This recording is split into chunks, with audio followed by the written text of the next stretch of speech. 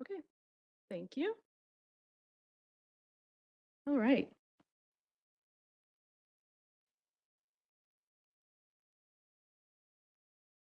So as we look into how, and Maurice, this looks like it stopped working.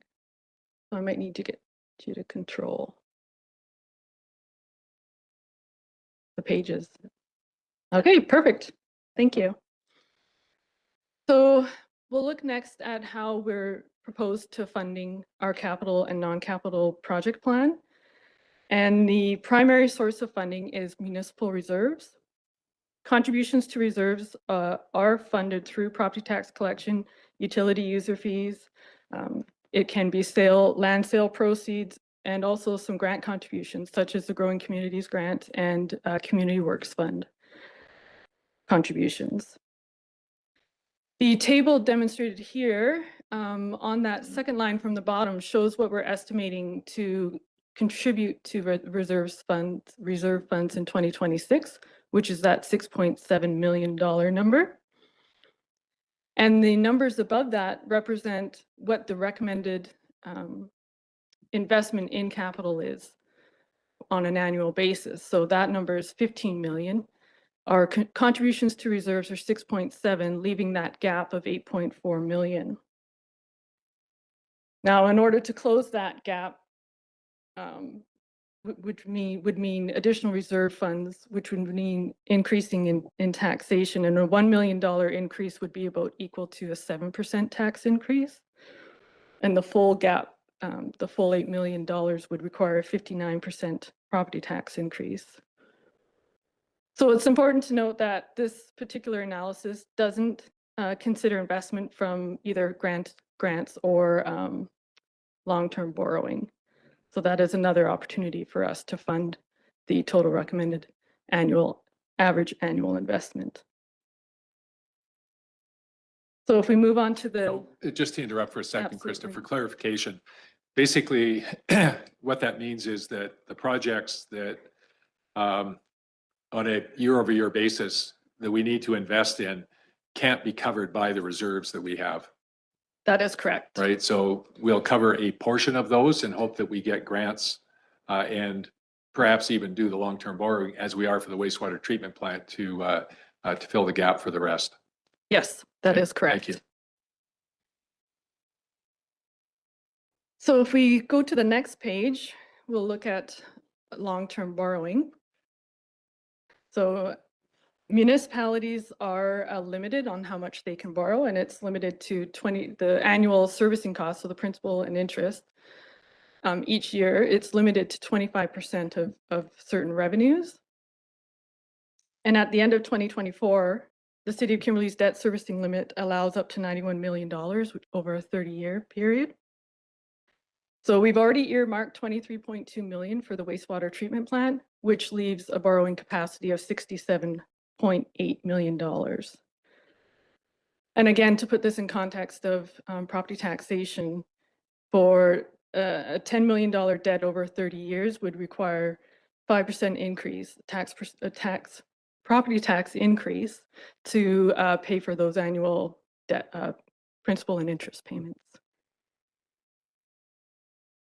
So in addition to that,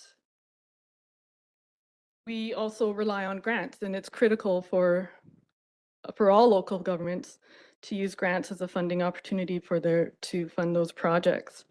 And as the mayor mentioned, the wastewater treatment plant is a significant project that relied on receiving that grant funding. There are challenges with grant revenue, as the timing is often sporadic, so we don't know when they're coming, so there's preparation. It's usually opportunities come up quickly and we need to prepare for the application. They're not necessarily the program eligibility or the project eligibility may not match what we have in our financial plan most immediately needed for our projects. And they're often oversubscribed, so there's usually more people needing the funding than funding is available. So we head on to the next page. Adding to the funding challenges is the impact of inflationary adjustments. So this top table here represents what a typical one block infrastructure project in the city of Kimberley costed in both the 2020 dollars as well as 2025. So we can see that the change over that period is 55%, an increase over those 5 years. Krista? Yes. Councilor McBain has a question. It's not going to be for you, Krista. Okay. But it's just a curiosity question here. Just given the amounts, the inflationary increases, and I'm ignoring the ones that are doubled because I can kind of figure that, you know, the material costs are probably the reason for those, such as manholes, catch basins, that type of thing. This is probably for Rob. The CCTV inspections of pipelines. I mean, it's just weird that it's like that much of a difference. So I was just kind of curious. I mean, considering they're probably using the same types of cameras this whole time, I just wanted to get your take on that.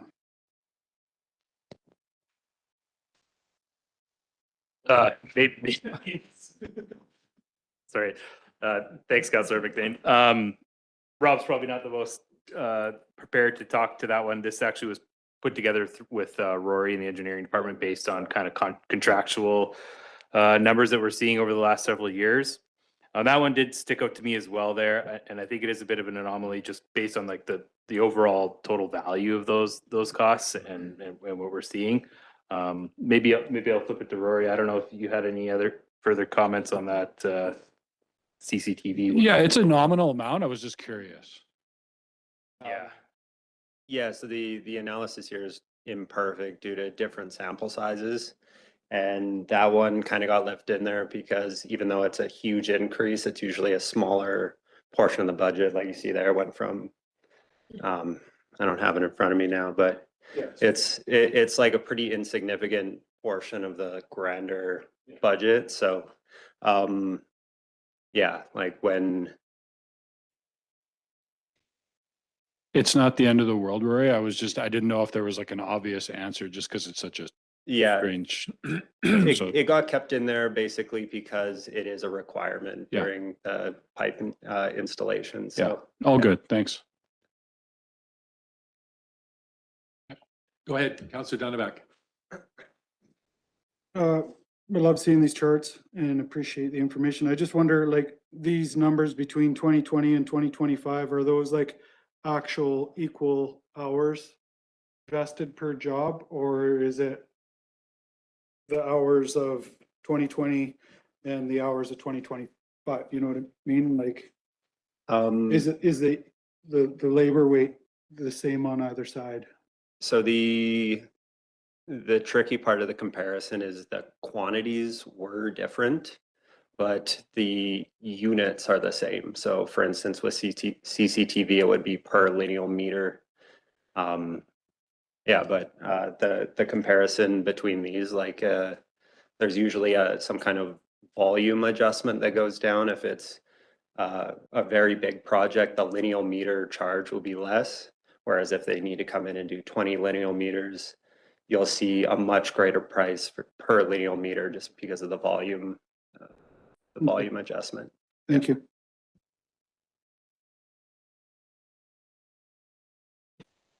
Thank you, Rory. Yes, so we did see the 55% increase from 2020 to 2025. There were modest price corrections because as of 2024, that inflation increase was actually 67%. So what this demonstrates is that as we're trying to increase reserve contributions, close the infrastructure gap, the increases are instead having to be applied to inflation. So if we go to the next page, we've got a table here which breaks down the inflationary increase for each fund as well as the reserve contributions. So we can see that in sewer and the general fund, the entire reserve contribution is being applied to inflation and then some. So we're not able to close that infrastructure gap based on the current reserve contribution levels. So it's also important to note that this is based on that linear infrastructure, that one block or that type of infrastructure investment. So it doesn't include like fleet replacement or building improvements. Those projects also require reserve contributions. So and that reduces what's able to go towards linear infrastructure as well.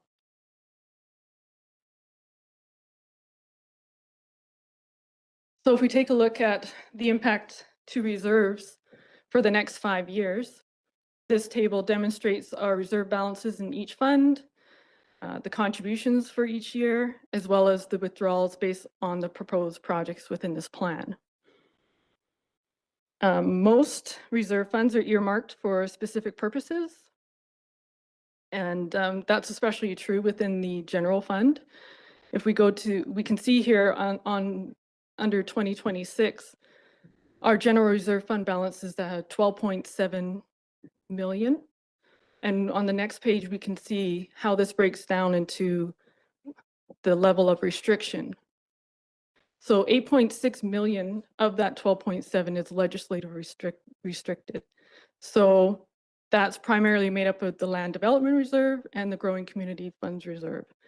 So those have parameters about how we can use those funds.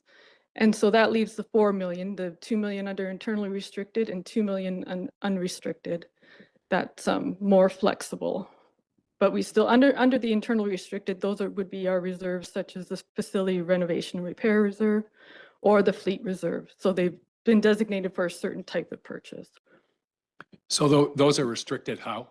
Like, is that By council, just by is that by bylaw, policy, or? There's no reserve policy, so it had been council resolution that would have determined how those funds were to be utilized. We are in the process of developing a reserve policy that will more define the purposes for the reserves, as well as levels, target levels. So that'll be coming.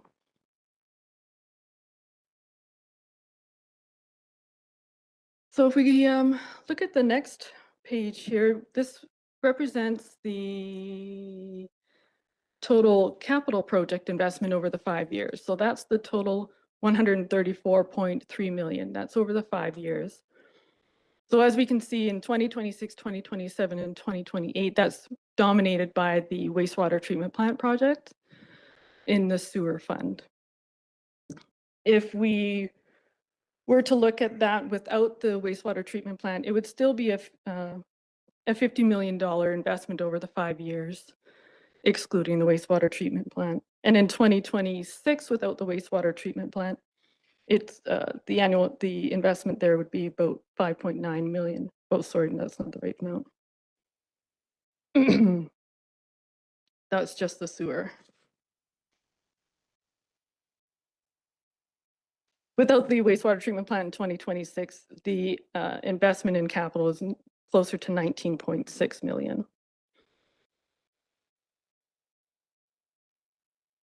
So if we move on to the next page, the next few pages just highlight some significant projects within various categories. So if we can move to the second page, this will be a listing of significant projects just by value, in terms of value over the next 5 years. So again, we see the wastewater treatment plant at the top of the first 3 years there. We also have Kimberly Ave Road reconstruction near the top in 2026, as well as a couple large projects towards the Civic Center in 2026 and 2027. As well as 2027 has that $5.8 million that's been earmarked for the Mark Creek head tank UV treatment. And that's a grant dependent project at this stage until further information can be received. And in year 5 there, we see 1.1 million for a fire engine, which is also grant dependent. So if we move on to the second Question? part, yes, go ahead. Yeah, so not sure who this is for. The Mackenzie Street pedestrian bridge reconstruction. That's not the wooden bridge, is it? Yeah, it is the wooden bridge, actually, yeah. So what's the story there? So that one through design development and investigation onto the existing state of the bridge, the abutments are too narrow for that existing structure, so the wooden structure that's on there. So this budget is for a complete replacement for a new pedestrian bridge there. And we would have that existing superstructure, the wood bridge, to be able to repurpose potentially at a few other locations, which yet to be determined, but Okay, awesome. Mhm. I was hoping it hadn't kind of rotted apart. We still have 4 more of those. nothing to do with the superstructure, all to Okay, do cool. with the abutments that it's on. Mhm. So curiosity leads to another question, and that is, are we going to be replacing it with a wood structure similar to what's there, or have you gotten that far yet? The currently proposed design is for actually an aluminum bridge with Hmm. a cover on it. With a cover? Yep. Okay. Thanks, Nick. You're welcome. Okay, next we'll look at our road program. So these are the projects where we've got road replacement over the next 5 years. It also includes some active transportation. As you can see in the second column there, those are active transportation projects proposed. And then for each of those road replacement projects, also showing the storm water sewer that would be replaced at the same time. And again, the largest one there is the Kimberly Ave reconstruction. Councilor McBain, go Yeah, I ahead. have a question with that. I know I'm jumping ahead because we described the projects a little more in detail, but the Kimberly Ave reconstruction, are we going to be utilizing some of the design, meaning it like the one-way, two-way type of things that we had in the plan? And I see Nick nodding his head, so. Yeah, thanks, Councilor McBain. You're correct. I think you're referring to the downtown urban design strategy. And yes, absolutely, that's being incorporated into the overall streetscape and the layout of the roads and everything there. Yeah. Thanks. Sorry to kind of back up to the previous chart. I wanted to get some clarification on the water line replacement program in 2028 and I think 30 over those two years. Is this targeting specifically leakage, Nick, or what is the water line replacement program? It is. It's money set aside to deal with replacement of water line infrastructure, and yes, we'll be using our updated water loss management plan. Hopefully, we'll receive that next year to help guide where we can best invest that money to get the best bang for buck. Yeah, awesome. Thank you. Sorry, Krista, go ahead. Not a problem. So we'll move on to the next analysis, which just shows fleet replacements and additions for the next 5 years. The largest being 2026, 2027, where proposed tanker apparatus water tender is proposed for over those 2 years for a total of $650,000. It's just split to account for delivery, I guess, design and then delivery or ordering in 1 year, delivery in the second year. And then again with the fire engine in year 5, 2030 at 1.1 million. Talk about inflation on fire trucks. Holy cow. Want to make a comment on that, Chief?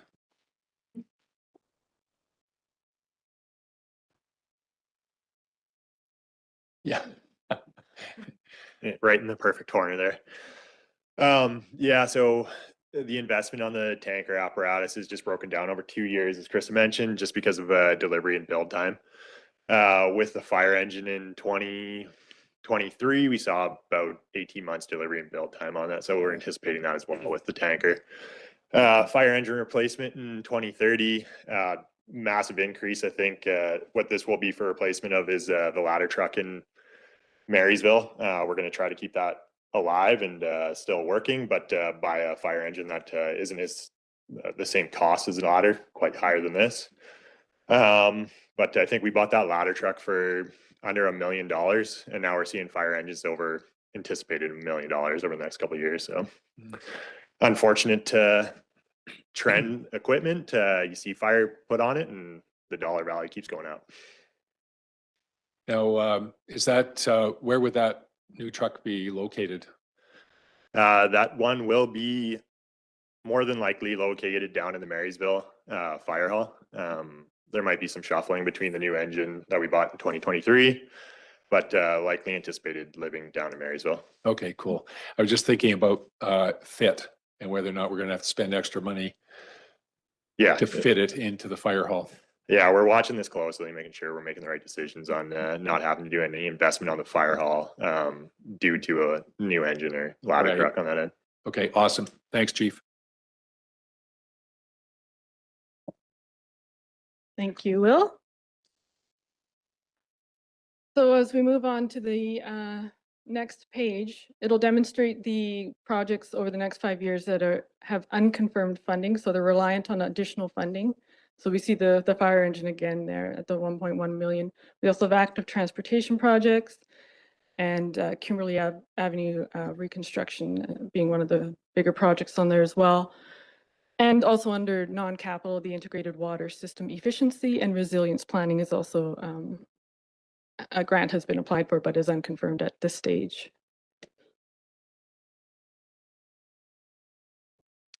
And if we move on to the second or the next page, we'll see multi-year projects where there's some sort of level of design and engineering that's required in the initial year. And then construction is proposed for the following year, but depending on what comes out of the initial design, amendments may need to be required in the next year, amounts or time. And if we look at the next analysis is regarding our building condition assessment. Got a question on the chart Yes. there. So the Fourth Avenue Emergency PRV kiosk, what designates it as emergency as opposed to, you know, one of the many PRVs we have? Yeah, thanks. Great question, Member Corvick. This is an emergency PRV so that it can feed into a different pressure zone upon like high flow. So like a fire flow situation, it'll pull from a higher pressure zone into a lower pressure zone when needed in an emergency situation. And this is replacing a previous PRV that was there existing, but was removed as part of that Fourth Ave construction a couple of years ago. Right. Okay. Thanks, Nick. Okay, so this page here looks at our building condition assessments that has been conducted on many of our facilities. And the building condition assessments provide recommendations on certain improvements, the timing of those improvements, as well as suggested cost to do that work. So it should be noted that the building condition assessments for the library, Centennial Hall, and Conference Center are still pending, so they're not included in this chart here. But if we look at the 5-year total for all those facilities, it's about 11.6 million of investment that's recommended. And the table below is showing what we're actually investing into those facilities over the next 5 years. And in both, we can see that the Civic Center is at the top of the list. It's getting the most investment over the 5 years, being the chiller replacement and the replacement of slab and boards. So again, we're seeing a gap there between what is recommended for investment at the 11.6 and what we're actually investing at the 7.3.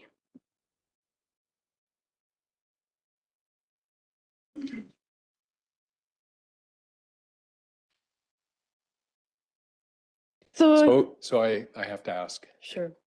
So we've had the facilities assessment. We also have the consultant's report coming on the ICE strategy.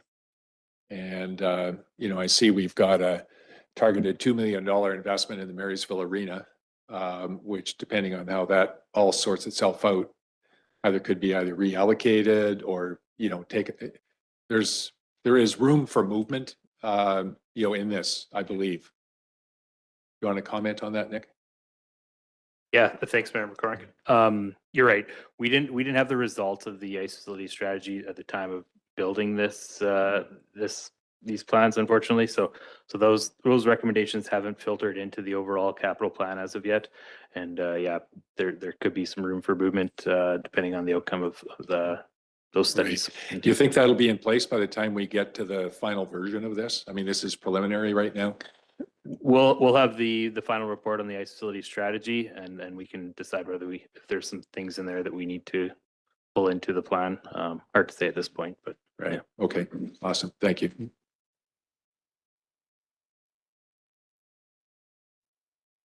Okay. So the rest of this document, it's 80 some page document, but the rest of it goes into greater detail of the proposed investments, especially for 2026 or capital investments. We've got high level a page for each project proposed for 2026. So I'll maybe turn it over to council for any questions regarding those specific projects. And staff it will be available to answer questions. Councillor McBain, lead us off. I guess it's kind of along the similar vein of that the question that Councillor Mayor McCormick had about the Marysville Arena, and I'm looking on page 56, the Centennial Hall deck replacement. Considering that we don't have the report back for was it City Hall, Centennial Hall, and the library. Is that somewhat preliminary too, or is that something, I mean, that we plan on going ahead with? I mean, $100,000 isn't the end of the world, but you know, I don't want to put bad money to something that could go elsewhere. yeah, thanks, Councillor McBain. As you mentioned, yeah, we haven't received the building condition reports on that, so that was developed previous to us taking those building condition assessments on. And this project is actually a carryover from a couple years ago, and just struggling with contractor availability and design and some items that we had to go through. So there was some cost increases last year that we got in here, but then there was contractor availability issues. So this one is planning to go ahead. We're looking at an alternate contractor at this point in time to try and get it wrapped up and done for next year. So Yeah, okay, fair enough. Thanks, Nick.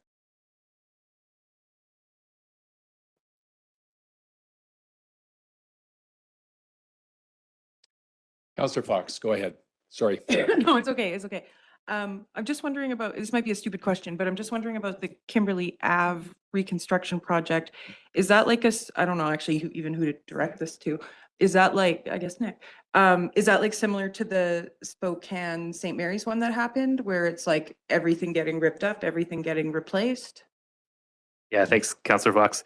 Absolutely. It's a full reconstruction of the entire road network. So road, water, sewer, storm. And it'll be, yeah, similar to what happened out here in front of City Hall, but probably on a little bit bigger scale, actually. So, Oh, okay. Yep. Can I further?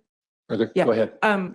Are you changing the traffic pattern or the like actual layout of the road, expanding the parking lot? Is any of that happening? there's expanded space for parking, bump outs and everything for pedestrian refuge areas and enhanced crosswalks, bigger sidewalks, and things like that. And then we are also looking at, yeah, potential for incorporating the one-way on Howard Street as well. Okay. So that's items we're going through on the final design right now. Okay, awesome. Thank you.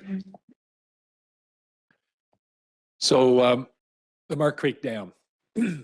So I think when the wastewater treatment plant thing came up and the cost came in at, you know, close to $100 million, I think we all took a big choke. On the water side of things, that dam represents a piece of infrastructure that is probably an even bigger choker should something untoward happen. What we're talking about in here are more or less scoping as opposed to, you know, kind of upgrades or things like that. Can you just make a comment, Nick, on the state of the dam and kind of how you see things unfolding over the next while? Yeah, thank you. Great question. Sorry. That's all right. It's a good one. So yeah, the dam is actually relatively new in the grand scheme of things. I think it was late 90s that it was put into place there. Rob, correct me if I'm wrong. 96, yeah. So in infrastructure world, that's relatively new. And as you know, with our dam classification being extreme risk and the legislation that's required on that, we do a formal review of it every 7 years, but every year as well and ongoing, we're keeping a very close eye on that dam. And as of our last review last year, it came back as it's in good shape. There's some maintenance items that we're working on, and you'll see the capital project in there, just more making sure all the valving and instrumentation is in place and functioning. But overall, the structure of the dam is in good shape, and there's no concerns from that end. So Awesome. definitely one to keep in the back of our mind and ensuring we're putting the proper reserves away for the ultimate replacement of that. But yeah, as of right Right. now, it's in good shape. Thanks for that. Yeah, thank you. Further, council? Go ahead, Councillor Cairns.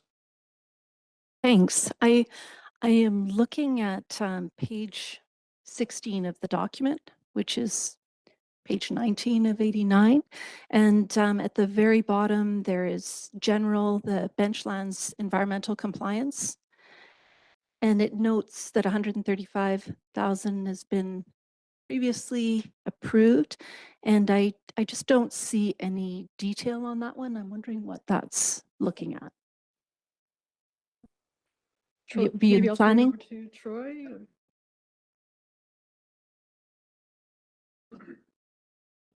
Yeah, that is, I guess, previously identified work to continue the environmental investigation work and any potential remediation there. So I think it was 2024, 2025, I think was originally identified and scheduled for 2026.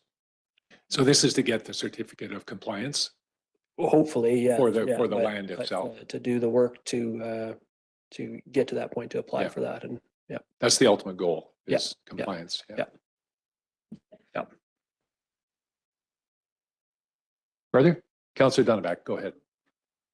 I noticed that we're retooling the shop a little bit with some hoists and stuff like that. Awesome. There's nothing more terrifying than working under something that you're not sure of from reading the reports. I do question what's the capacity of this 2-post hoist that's budgeted for $60,000 in 2026. Like the weight capacity, does anybody know? I know it's not for our tandem fleet, it's for our, just. Just for work trucks. automotive stuff? Yeah, we have a 4-post coming in, right away here, though, that would be for our fleet units, which is, I believe it's 19,000 per. Yeah, I see that the mobile hoist. Yeah. Those are also awesome. Just I bought quite a few of these in the last little while. These hoists that like pictured here are substantially lower, so I don't know where that number is coming from, or if that's just like what we have to spend on it, or what we're willing to spend on it, I guess. I wish I had the weight on me right now. I believe it was about, I feel like it was like 40 to 50,000 pounds for the 2-post. And then we actually got it on a discounted cost, but it was a There's great no way unit. that's 40 to 50,000 pounds. But anyway, yeah, not for a 2-post. They don't go that high. I'll look back and I'll make sure that gets you the numbers. That'd be great. Thanks. Yeah, if you could update the sheet on that, that'd be awesome, Ryan. No problem.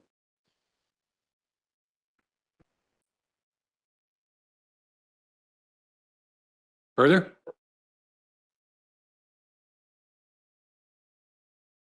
Councillor McBain.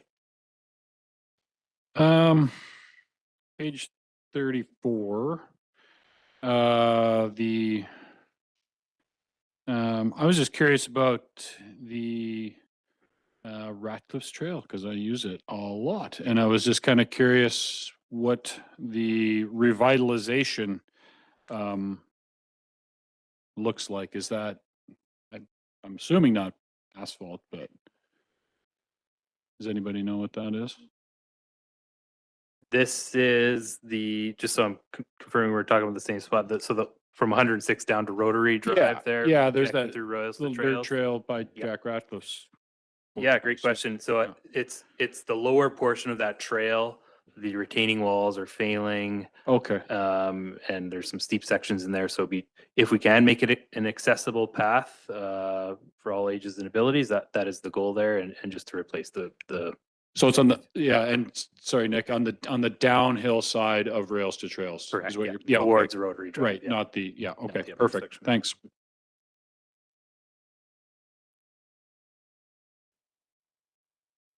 So on the annual road rehab, this isn't a question as much as it is recognition of how far you guys make this go. $420,000 for, asphalt for paving is a really, really small number. And I will say that where you choose to do that work gets really high visibility in the community. And I think the perception people have is that that goes a really long way. I think they'd be shocked if they saw the small amount of money that was actually being put into that. So great job on how you guys manage that money. Go ahead, Councillor McBain. Page 36, kind of along the lines of, excuse me, the replacement of the Mackenzie Street pedestrian bridge, the Archibald Street bridge. Whenever I walk by it, I kind of look at the abutments underneath it, and just, I guess it'd be more of an opinion. I guess it would be Nick or Ryan. Would we be looking at eventually something that's maybe a longer span, just to provide a little bit more of a buffer on, just the erosion from Mark Creek and just the necessity of having to kind of deal with the abutments on an existing bridge? Is that something you guys are maybe seeing like down the road quite a ways? Yeah, thank you. Great question. Yeah, historically, I think there's been a lot of narrowing of the creek, as you're alluding to there, and this is another location with that. With the eventual full replacement, absolutely, it would be to current standards and wider and shallower abutments going up. But not with this rehab. This is more focused on some concrete rehabilitation, new bearing pads, and erosion protection on the girders that are there. Yeah. I think more than a few years ago now, I guess, consideration was given to actually replace that bridge back 5-6 years ago or so. And I remember council of the day, we kind of choked on the $1 million cost to replace it. I can't imagine what that would be today. So kind of doing rehabs on these things, make a lot of sense. Councillor Fox. I actually don't know who to ask this. Jim, maybe. The interactive trail attraction, the RMI project. I don't know where to direct that. Is that you, Jim? I'm just wondering, is that like, I guess I'm just sort of wondering what the sort of trajectory of that project is, if that's a right way of framing that. Yeah, so that project in particular was identified in the resort development strategy that council approved a bit ago. It's funded with RMI funds.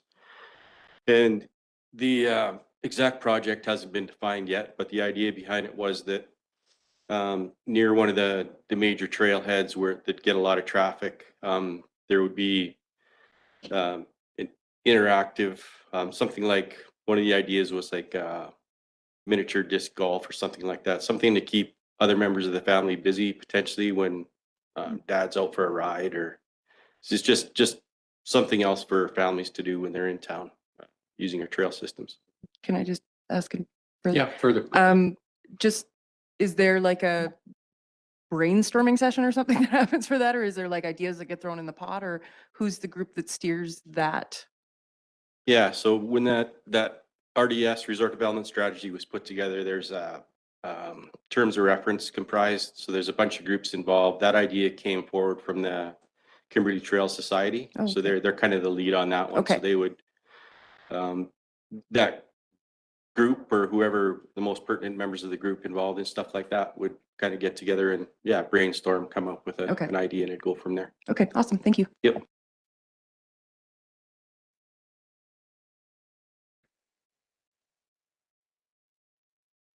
Further?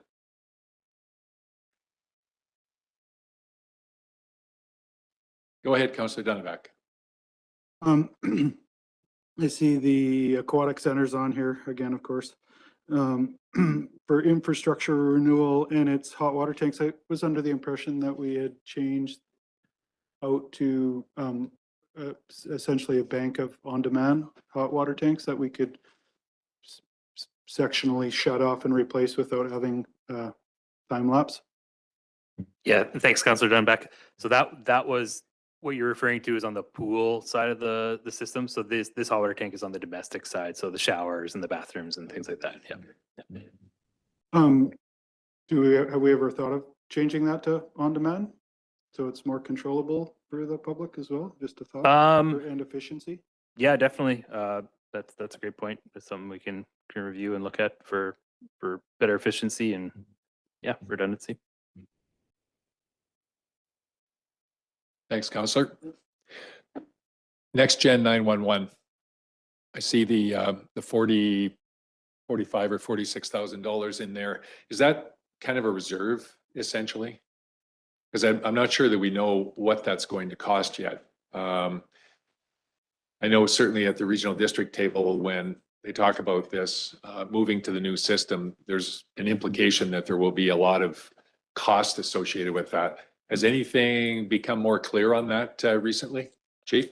No, all the project keeps getting pushed down from the province on what the requirements are going to look like and what the municipalities are going to require to do. We do know it's going to be a GIS project at this time, but we don't know what the full scope of it's going to look at. So we're holding strong right now and watching what the regional district has done and going to implement what they've done here as well too. But we're trying to see the full scope of the project. Okay, cool. Thank you.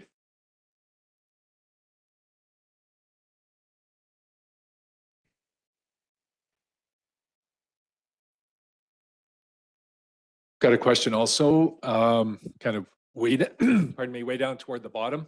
It's really good to see the Civic Center external building painting on that list. We've had this kind of deferred probably for about the last 4 or 5 years now. And the building is just looking really, really tired. And no matter what happens with the ICE strategy, none of that is going to be implemented for at least the next 5 years anyway. And I can't imagine leaving that building to continue to, to kind of go south for the next 5 years. So I'm really, really happy to see that on the list. However, if I remember correctly, previous incarnations of the budget item had a whole lot more than $63,000 on the list for what it was going to cost to actually go through and do that facelift. Any comments on that? Yeah, thanks, Mayor McCormick. Great recollection on the costs there. We had $100,000 slated previously, which was then reallocated towards the ICE facility strategy. And then as we go through that, and yes, you're correct on the state of the building, it needs a facelift. So we got some quotes this year, and those numbers are based on quotes this year plus an inflationary factor. So okay, yeah, awesome. Thank you. Councillor Dunneback. One more question for you, Nick, I guess, and I apologize. I see the splash park is potentially, essentially, hopefully, fingers crossed, going to be hooked into our drainage system to remove the drywall. that is correct. Yeah, it's going to be tied into our sanitary network. Was to be done this year, but just other priorities were pressing, and so we've carried that forward into next year to get connected. And yep, and that's to help deal with the ongoing settlement issues at both the curling club and the civic center. Awesome to see some sort of remediation and a plan coming together on that. Appreciate that. Thank you. Fire hall design, 2027.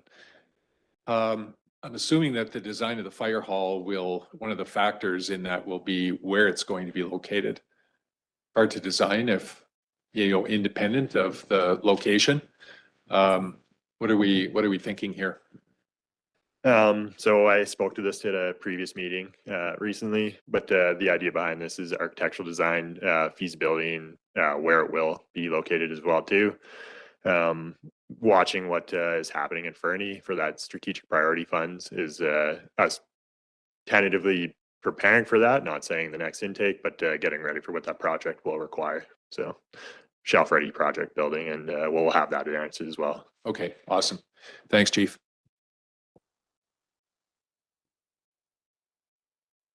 Councillor Dunn, go ahead. I absolutely promise this will be my last question.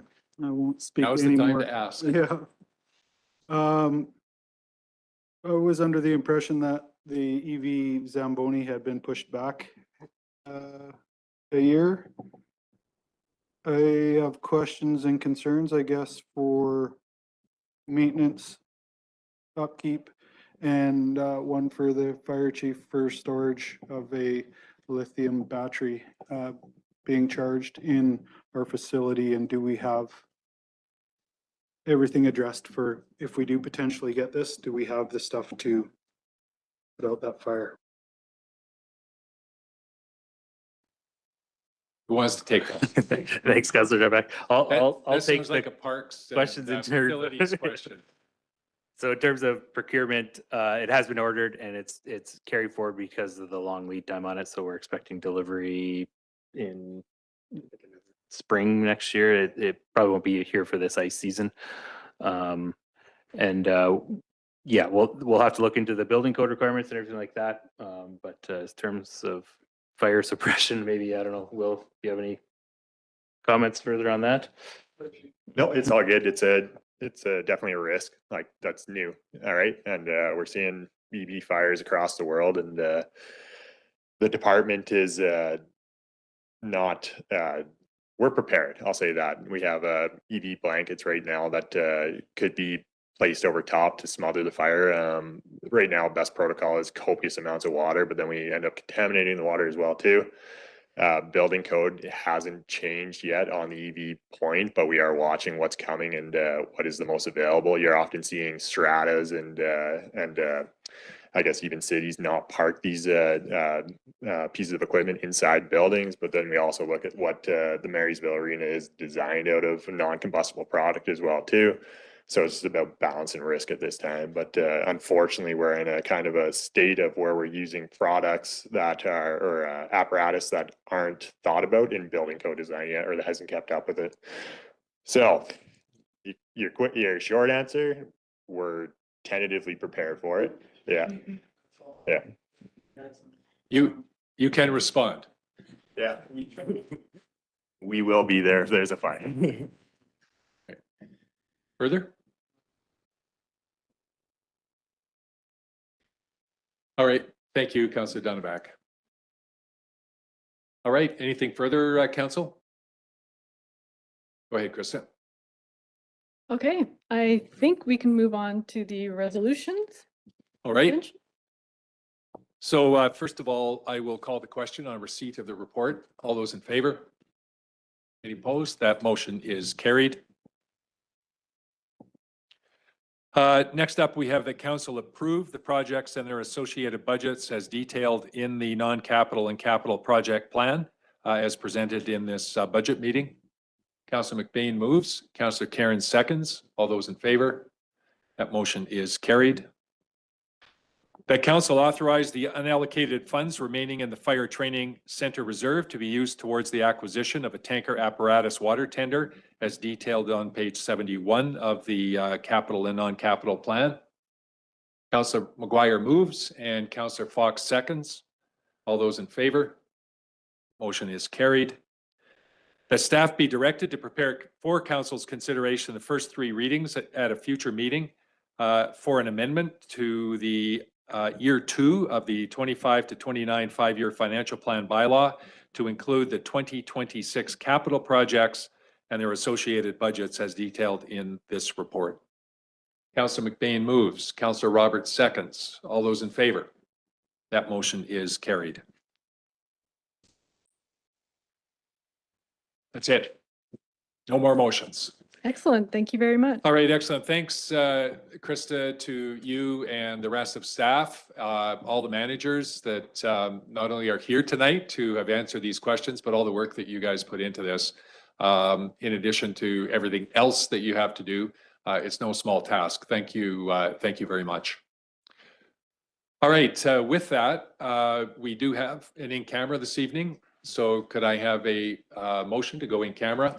Councillor McBain moves and Councillor McGuire seconds. All those in favor? That motion is carried.